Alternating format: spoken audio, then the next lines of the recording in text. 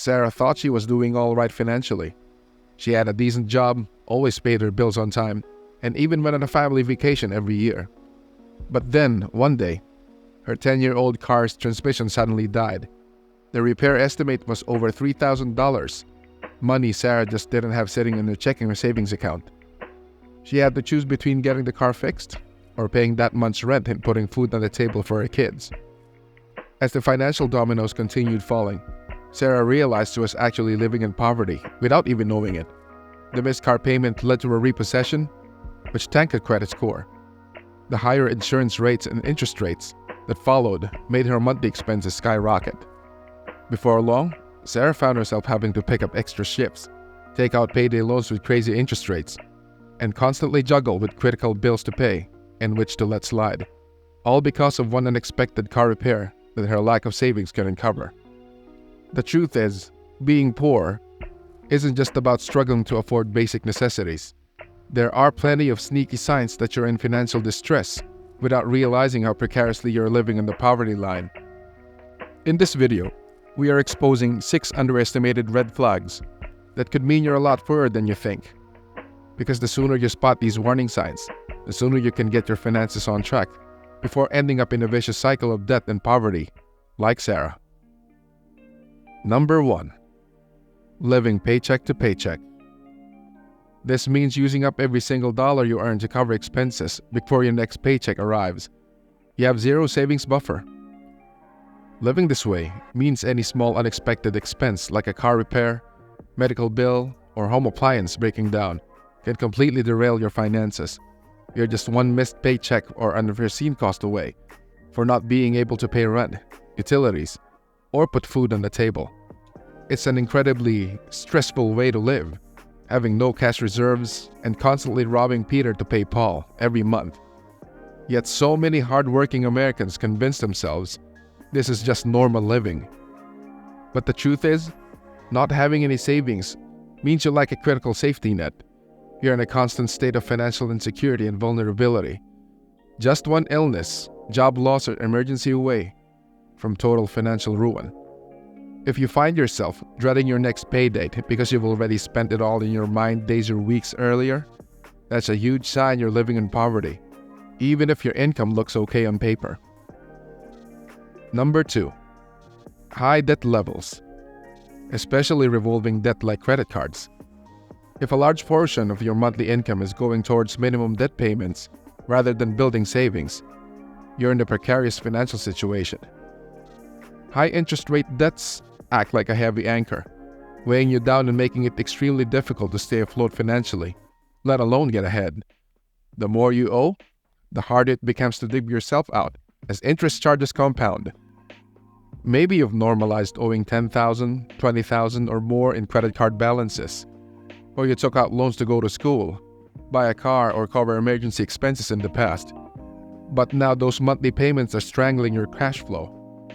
When you're spending 20, 30, or even 40% of your income just making minimum payments, that's a massive red flag you're living in poverty, or pretty darn close to it.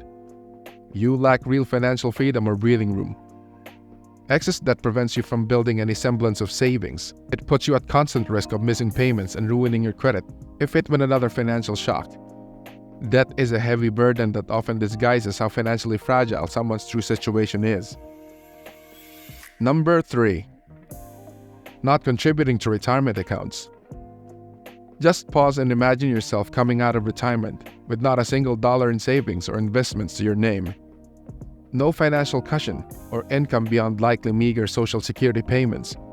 How would you afford basic necessities? Rent or mortgage, utilities, groceries, medical bills? The reality is, you'd be destitute and living in true poverty.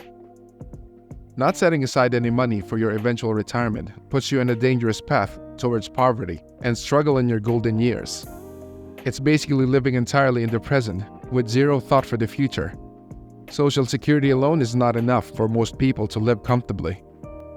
Even if your income seems okay right now, failing to build up a retirement nest egg means you'll likely be cash-strapped and house-poor as a senior, unable to pay for rising healthcare costs, potential care assistance, and other expenses that come with aging.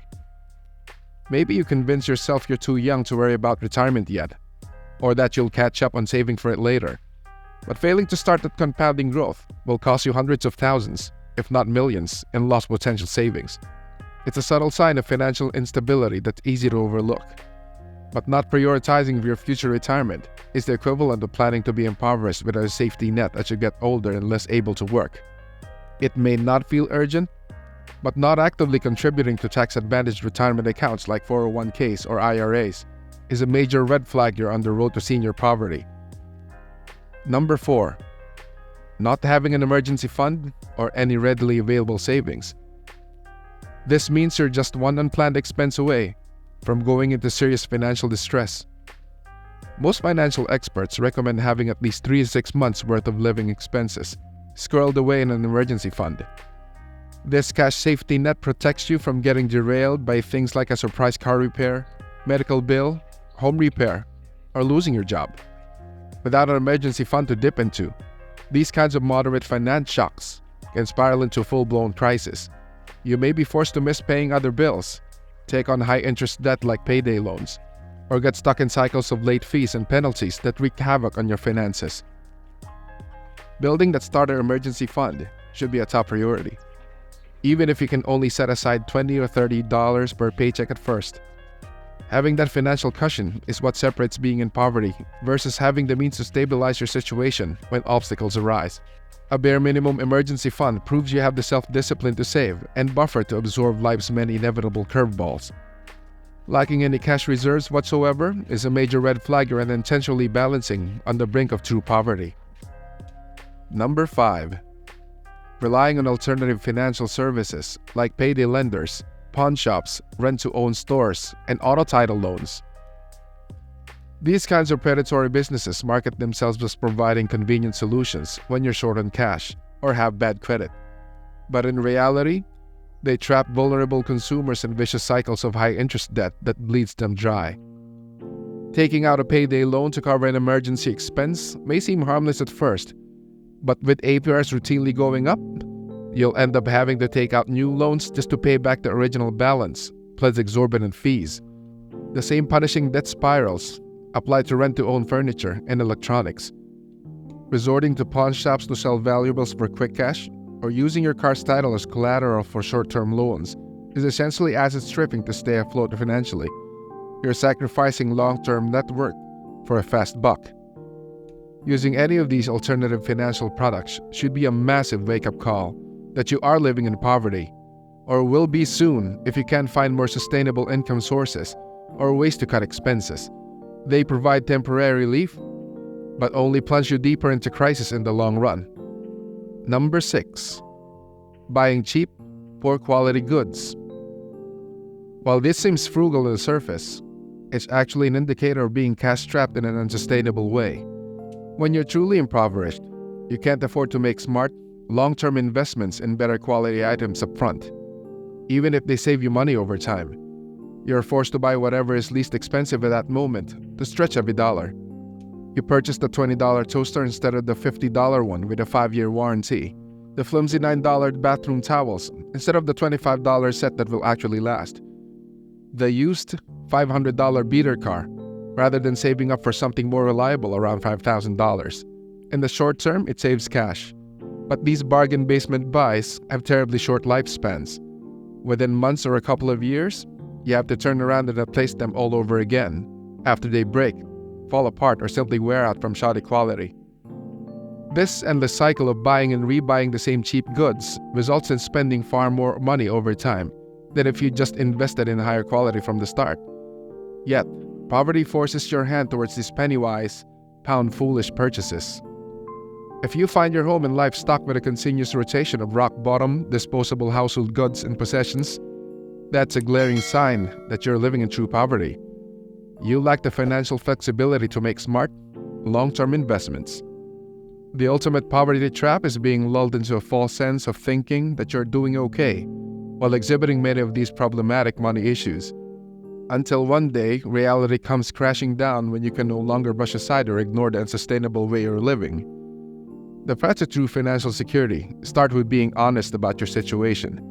The sooner you wake up to these warning signs, the sooner you can take control and make changes to shore up your finances. Build an emergency fund, pay down debts, cut expenses, increase income streams, start investing in your future self, and most importantly, do financial planning. Ultimately, the key to financial security is to create a solid plan and stick to it, no matter how daunting it may seem. There is an alternative. However, if you'd rather not go through the hassles of shoring up your finances or being in debt altogether, it's radically reducing your wants and desires. As discussed in a previous video, embracing a minimalist, frugal existence can eliminate many triggers that make you feel poor in the first place. Wanting less means being content with less. Share your additional signs of covert poverty, as well as strategies for recovery in the comments.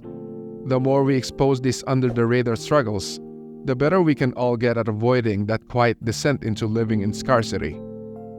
Thank you for watching.